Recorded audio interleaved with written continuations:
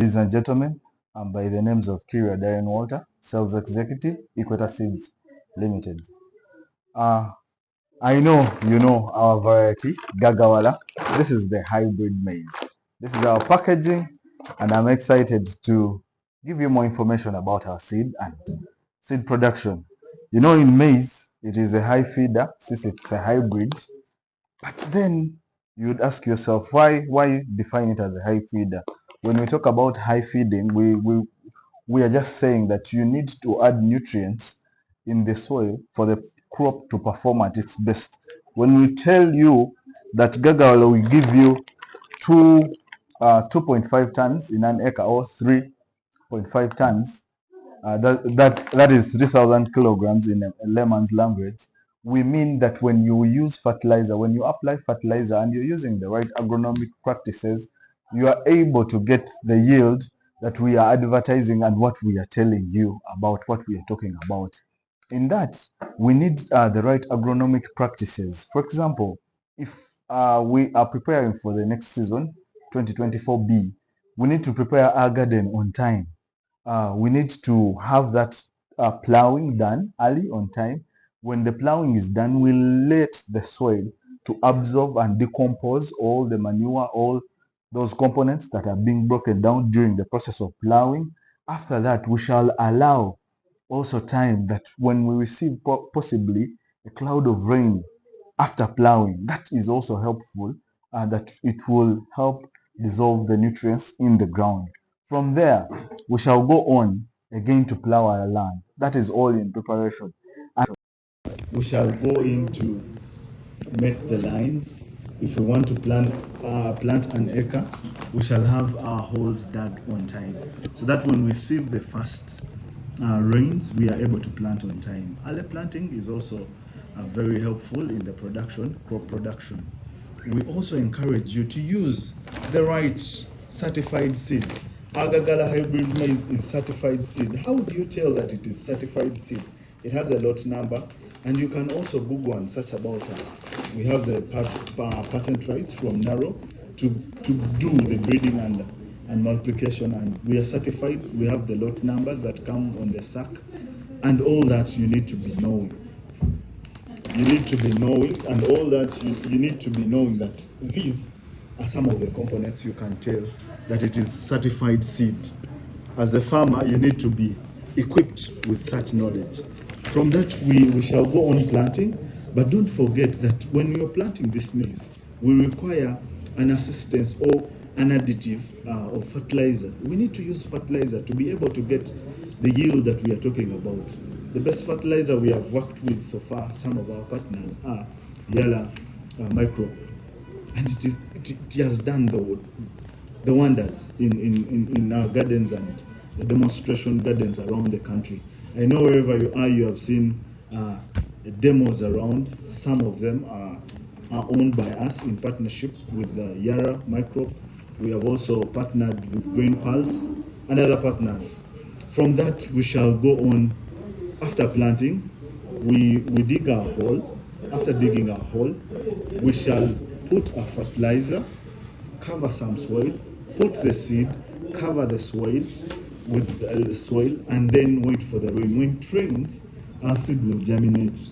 In case some seeds do not germinate because of possibly worms in the land that were not worked on in the garden preparation, we shall go on to do gap filling. When we have done our gap filling at the knee height, when the maize starts to bring out the leaves, on the first 4 leaves, maize will start to communicate with the owner that possibly in the garden there is some mineral that is missing.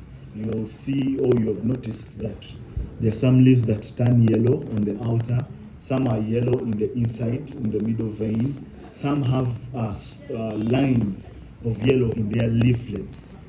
I wish I had a garden to elaborate and show this physically. And then that is showing that possibly in your land, in your garden, you need minerals. So we encourage you to do top dressing. When you do top dressing, that is at the knee height, you are boosting or you're adding nutrients to the garden so that the maize performs at its best. When we are done planting, this is our baby. baby, what am I trying to mean is this seed is like a baby, because at its early stages it needs care, the topmost care, so that the yield is at its best. So we need to do weeding, timely weeding. When we have more than three plants in a hole, we need to do thinning.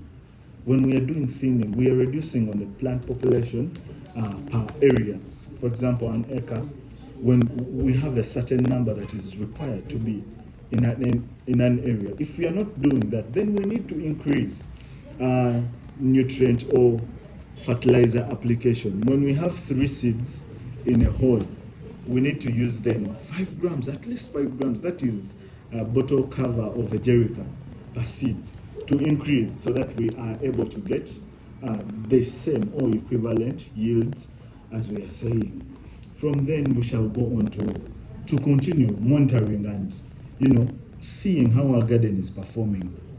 When it gets to a flowering stage, we shall also spray. We encourage people to spray. There are natural ways you can keep away the worm from your garden by using red pepper, garlic, ginger, and you spray.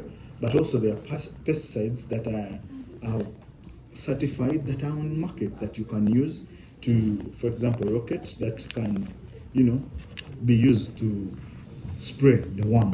From then we shall go on to the next stage, when we are noticing our garden, because it is a business.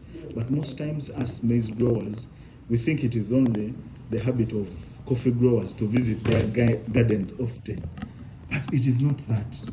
It is also our obligation as maize growers to always visit our gardens. When you visit your garden, you are able to monitor and see what is wrong and address the problem that is there. Then we shall go on to the point of, when it has reached physiological maturity, when you can roast and eat, boil, and have a family to sit down and, enjoy the nutrients that come from fresh maize. From there, we shall possibly sell off, and if we are ready to deal in grain, we shall wait for it to dry. Our maize variety is not like the varieties that dry when standing, when the cob is facing the clouds. When such type of maize, the maize absorbs water and starts rotting on the garden, in the fields. But our type, Gagawala, tested and approved in the demos, in the gardens that we have planted all over, our maize cob dries when it is bending down. And when water falls, or when it is a seasonal, when we receive that rain that is, off season, we are supposed to be in the dry season and we receive that rain, our maize will not dry because our cob will be facing the ground. So when the water comes on it, it will just continue dripping, and this grain this side is saved. That's why I would encourage you and prefer to tell you that use this, because it is tested and approved. From there, we also miss a step.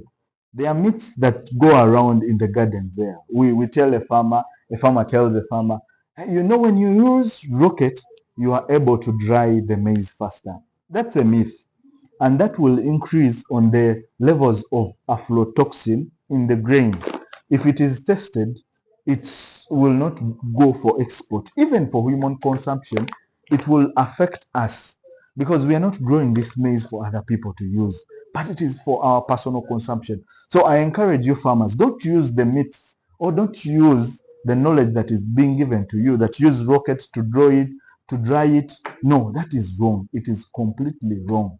Rather, use the sun drying. Take it, give it time. Don't be in a rush to sell grain because you want to make money, and yet you're compromising with your health. But use the sun, get a clean tarpaulin, always sun dry your maize or your grain or your beans, whatever produce you have, on a tarpaulin. This will keep the grain hygiene very pure and clean, and even the market will be available for you because your grain will be clean, and everyone will be looking up for the grain that is, organized and clean, sorted, without dust and stones, things like that. So don't use the rocket to dry, because you're increasing on the level of aflatoxin. Other people, those that are doing commercial, they have sun dryers. This is mechanically engineered, that It uses dry air to dry the grain. So if you have some money, you can, or you're a cooperative, you can look out for such machinery to improve your production, that you have these sun dryers and your grain is just dried in that way. But if you are a farmer like me, smallholder farmer, we shall use the tarpaulin, and when it is sunny, we shall always put out our maize. When the rain comes, we shall just cover. When I talk about cover, okay, this is my grain on here, and then when the rain is coming, because it's a big tarpaulin, we shall just cover, and the water will just be passing, and our grain will be protected. Because nowadays we have moisture content testers, and if you want to be in business, your moisture content should be at the regulated standard. If it is high, then the maize will rot easily. But if your maize has dried well to the right moisture content, it would be good. Also, we encourage you, when you are bulking, bulk it well. Store the maize well. Don't store a maize where it is leaking. Okay, you're putting effort to sun dry. Then why are you storing it in a leaking place? Get a store, proper store, and store it there. If you want to use it for a longer period, don't remove it from the cobs. Let it be on the cobs and store it while it is on the cobs. It is better that way, even for diseases. So if you're keeping it for longer periods, we encourage you that you spray uh, to come against the weevils and all those pests that will come in the future to affect your maize. So in the end run, we tell you that when you join us in the journey, we shall improve agriculture, and you shall also improve your livelihood, because we are here to stay. Equator Seeds, for quality seeds and a better living. Thank you very much.